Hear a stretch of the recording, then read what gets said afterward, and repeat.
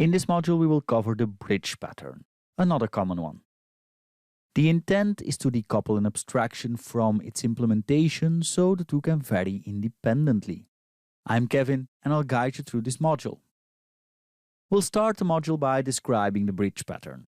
We will learn what it is and which problem it solves. For that, we will look into a real-life scenario in the context of a cash register. From that real-life example, we will learn about the pattern structure and we will implement it. We'll continue with learning about use cases for this pattern and pattern consequences. And we'll end the module by looking into related patterns. Let's dive in. The bridge pattern is a commonly used structural pattern from the well-known Gang of Four design patterns. They describe the intent of this pattern as to decouple an abstraction from its implementation so the two can vary, in other words, be developed, be changed, independently. As with all these intent definitions, this requires a bit more explanation. You could rephrase this as this pattern aims to separate an abstraction of the class from the implementation. As a result, this provides the means to replace an implementation with another implementation without modifying the abstraction. Abstraction in this context can be seen as a way to simplify something complex. Take, for example, a console app that wants to write something. Console.writeLine is an abstraction to whatever is contained within the writeLine method. So every action and function, for example, are abstractions. We're constantly using and creating them. Abstractions thus handle complexity by hiding the parts that we don't need to know about. And this abstraction is what we're trying to decouple from its implementation. When I hear things like separate abstraction from implementation, I'm immediately thinking about interfaces and abstract classes. Yet it's a bit more complicated than that. Let's clarify this with a real-world example.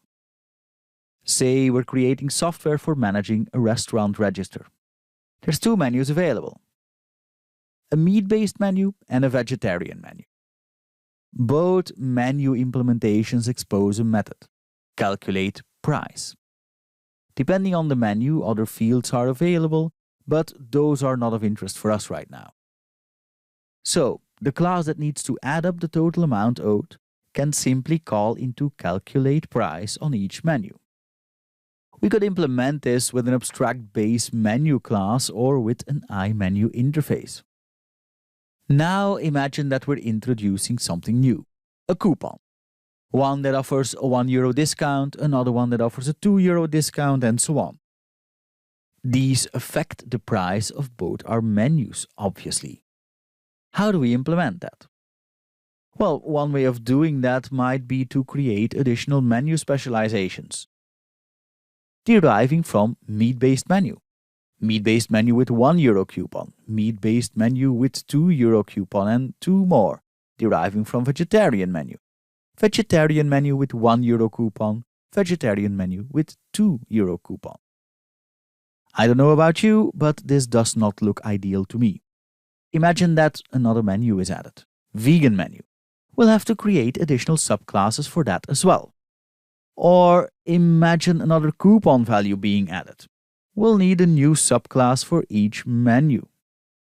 So as you can imagine, approaching it like this, by adding subclasses, leads to many additional classes and complexity. That is unnecessary and something we want to avoid. And that's where the bridge pattern comes in. We're going to put the abstraction, which is the meat-based menu and vegetarian menu, i.e. the ones based on the menu abstract base class, or the iMenu interface, in one hierarchy. The abstract base class contains the definition of calculate price, and meat-based menu and vegetarian menu implemented. But to be able to calculate the price, our menus need to know the coupon value.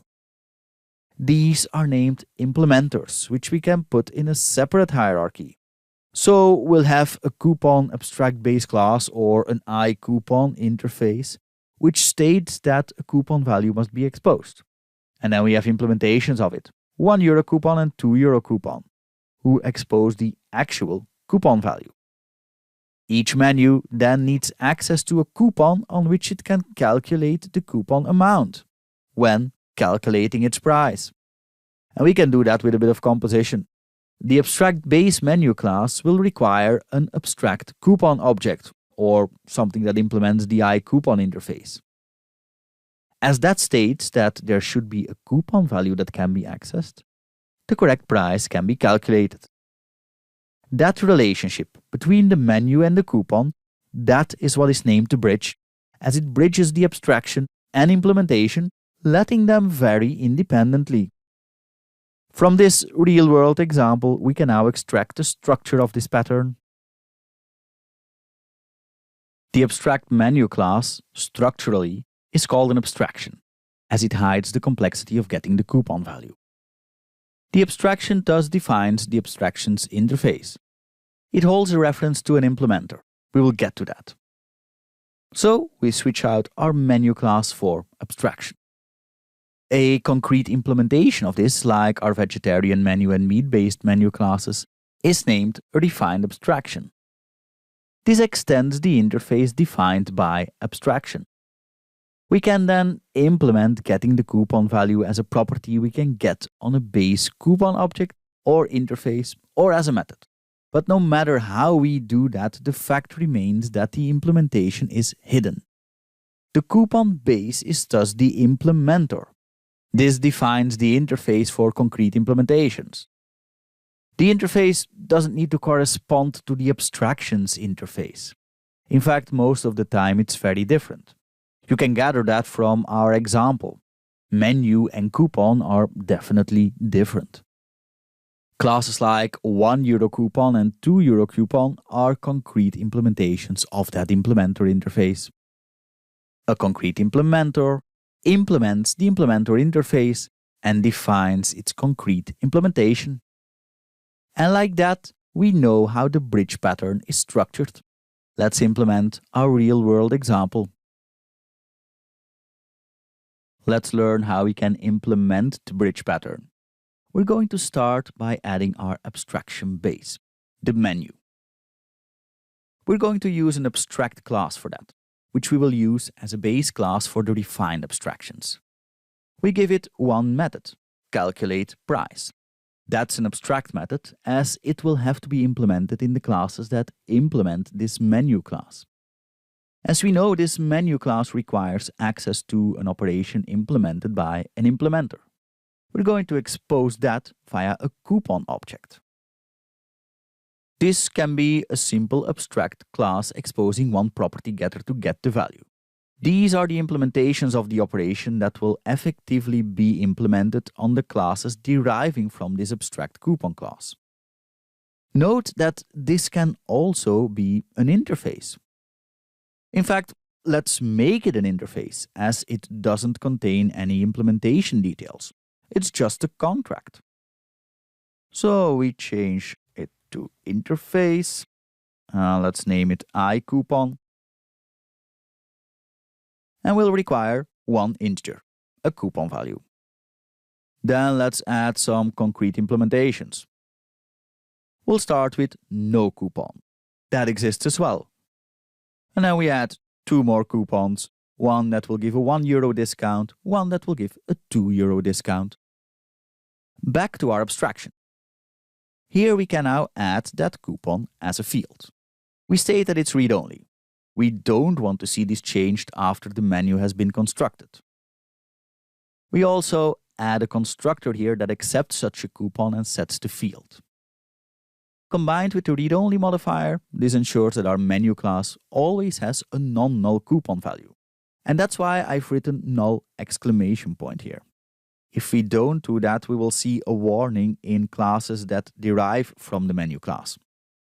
And that's because our compiler cannot be sure of the fact that this will not be null, even though we are. By using this operator, we can convey that. There we go.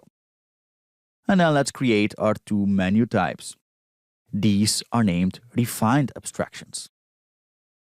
We start with the vegetarian menu. Via the constructor we call the base constructor, ensuring that the coupon value is set. So like this we ensure that coupon is not null. In the calculate price method we use the coupon value getter, which is the actual operation implementation from the pattern structure diagram. We use that to get the actual coupon value, which we deduct from the standard menu price. And then we do the same for the meat-based menu. There we go. That's it as far as the pattern implementation goes. We can now test it. We first new up a few coupons. And then we new up a meat-based menu passing through one of our coupons, the no coupon coupon. We write out the price. Then we pass through a €1 coupon. For that we have to new it up again, and we again write out the price. And then we do the same for the vegetarian menu. Note that we can safely pass through the same coupon instances we used for the meat-based menu. Let's give that a try. And there we go. Our coupons are nicely applied to our different menus. Thanks to the bridge pattern, it is now very easy to add a new menu or a new coupon. It will no longer result in an explosion of classes. Let's have a look at the pattern use cases. There's quite a few use cases for the bridge pattern. There's a reason this pattern is very common. A few of the more common ones are, first of all, when you want to avoid a permanent binding between an abstraction and its implementation. For example, when the implementation must be selected at runtime. Our coupon example showed that. In other words, the bridge pattern enables switching implementations at runtime. Then, use it when abstraction and implementations should be extensible by subclassing. The bridge pattern allows combining the different abstractions and implementations and extend them independently. Another good use case is for when you don't want changes in the implementation of an abstraction have an impact on the client. As far as the client is concerned, this should be completely transparent thanks to loose coupling. Let's cover the pattern consequences next. Let's start with the first consequence, decoupling. The implementation isn't permanently bound to the abstraction. It can be configured and potentially even changed at runtime. Because of this decoupling, layering is encouraged, which typically results in a system that's better structured. Another one is extensibility being improved. As the abstraction and implementation hierarchies are separate, they can evolve and be extended independently. You can thus introduce new abstractions and implementations independently of each other, which is the open-closed principle at work. 3. You can hide implementation details away from clients, which, as we know, is a consequence of abstraction. The pattern also allows focusing on high-level logic in the abstraction and on the details in the implementation. By doing so, we can adhere to the single responsibility principle. Let's have a look at the related patterns. The bridge pattern is related to the abstract factory pattern from the family of creational patterns. Such a factory can create and configure a bridge, which hides complexity away from client code. From the family of structural patterns, there's a relation to the adapter. That pattern is used for making unrelated classes work together. The adapter adapts the adaptee for that. The bridge pattern, as we learned, is used to let abstractions and implementations vary independently. Strategy, bridge, and state are all related and look similar because they are based on composition, even though they solve different problems. On to the module summary. The intent of the bridge pattern is to decouple an abstraction from its implementation so the two can vary independently. We looked at an example scenario from a cash register application, in which the bridge pattern helped avoid an explosion of classes. That's a very visible consequence, but more importantly, the main consequences of the bridge pattern are decoupling, improved extensibility, and hidden implementation details.